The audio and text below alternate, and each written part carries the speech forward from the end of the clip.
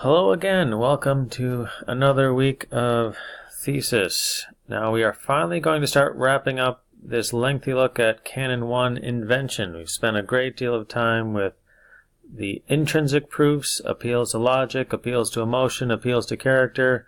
Now we're going to start to wrap that up with the other kinds of proofs, extrinsic proofs.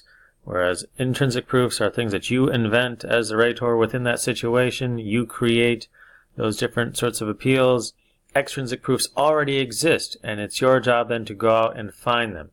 Now, more often today, the word for this is research. So effectively, extrinsic proofs is doing the research, finding the ideas, the arguments, the proofs that already exist that have been created by other people, whether through experts and books or magazines, historical research, things like that. That is what you are finding here with extrinsic proofs. So a fairly short slideshow here, and a couple of videos to talk through it, and then we'll get you ready for next week. We're going to wrap up invention with a little quiz, and then move on to arrangement and get even closer to starting to write this paper and start to make some exciting progress on it. Okay, so exciting things ahead, but let's first take a look here at another very important idea with extrinsic proofs. Okay, so as you said, not a whole lot necessarily to talk about. It's fairly straightforward, much, I think, simpler than some of the intrinsic proofs.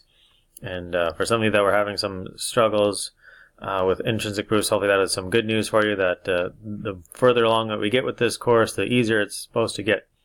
And the more you know, it'll be a bit more challenging as far as time consuming, writing your paper and presenting it, but time consuming is not the same thing as difficult. So, continue to have a good attitude and do your best as we start to finish up these slideshows here in these next couple weeks. All right. So, as always, some introduction here, a little bit of history, just a very short look at history, and we'll look at the two main kinds of extrinsic proofs today.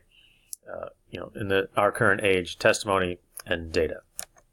Okay. So, as we said, extrinsic proofs are found; they're not created by you. They've obviously everything's been created, by somebody at some point, but they already exist by the time you're going to set out for your speech or your paper or your conversation.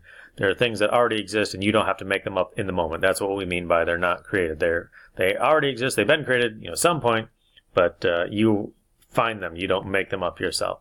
Okay.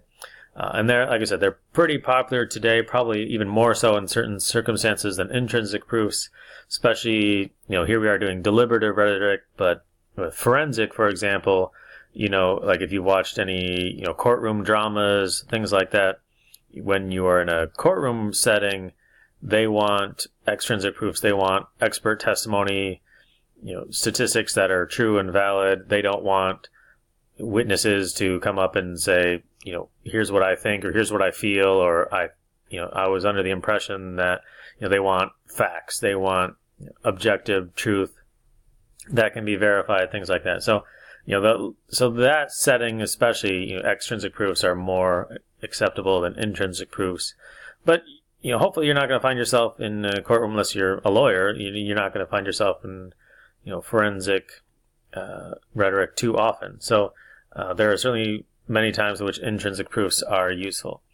And we still, to an extent, we live, perhaps less so than, 40, 50 years ago or more, but we still generally believe, society, that things written and published are true. Now, I know, the last couple of years there's been this very bizarre sort of, war on, facts and news and things like that. And the skepticism of online reporting and online headlines and all that sort of stuff. But all that aside, we still, for the most part, as a culture and certainly in the Western world as a whole, still think that if it's been researched, it's been written down, it's been edited and verified by multiple experts and peer reviewed is kind of a popular phrase in college circles and the publishing industry and magazines and scholarly works like that.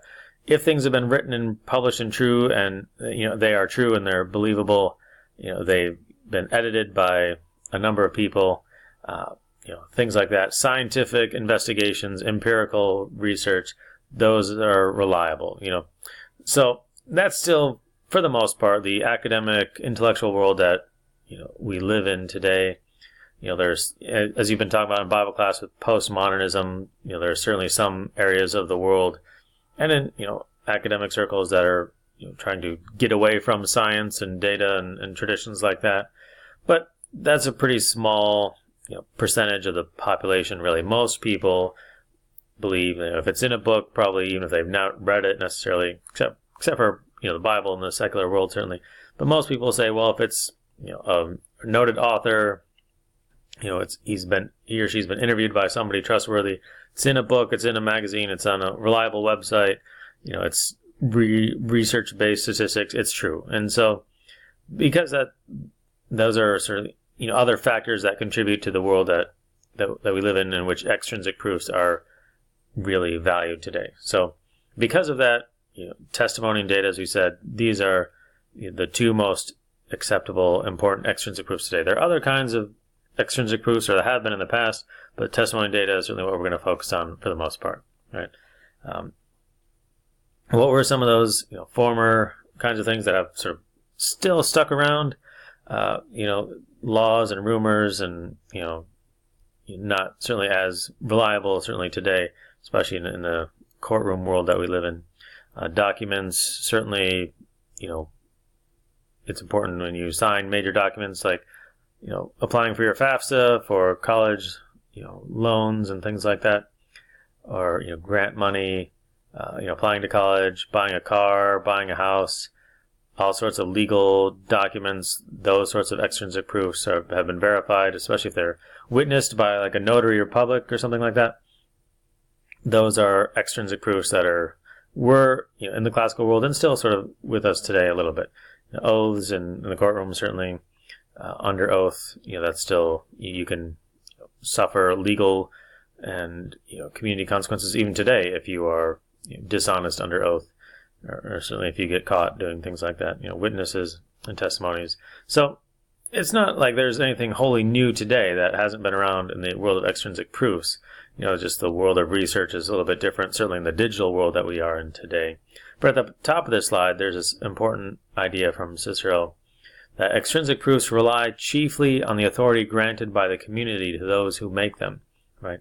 And we saw this a little bit last time with ethos, that writers are only really influential when their works are being read and understood and acted upon. Speakers, likewise. Their words, if it's just taken as historical, well, that's what was said and believed back then, it doesn't matter to us today. Those speeches are no longer quite as effective and authoritative. So all sorts of data and evidence and articles, especially from long ago, whether or not their authority still is palpable today is probably dependent on the people who are receiving those extrinsic proofs and whether they credit them as trustworthy and true.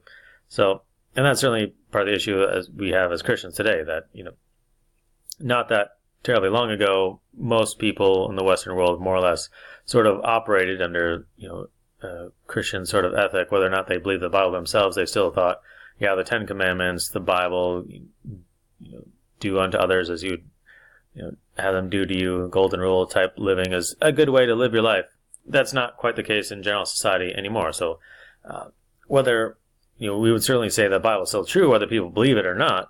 But for the most part, other sorts of extrinsic proofs, their authority can wane over time. So it's important to use current sources, especially if, but current doesn't necessarily mean new, as we said with Kairos.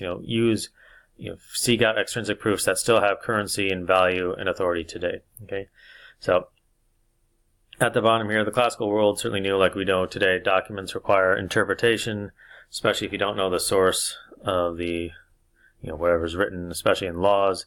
And we certainly see that quite a bit today with, interpreting the Constitution, what was meant 200 years ago. Does it matter today what was meant by the Founding Fathers 200 years ago? Again, sort of the notion of postmodernism, deconstruction. Does it matter what this author meant when he wrote this poem 200 years ago? Or does it only matter what we can get out of it right now? Things like that. So interpreting documents and laws and extrinsic proofs of a day gone by, certainly in interesting issue still with us today. Okay, so like we said, that was introduction and just a little bit of brief history. Then we will start next time with testimony and data, get into some specifics there. Okay, see you very soon.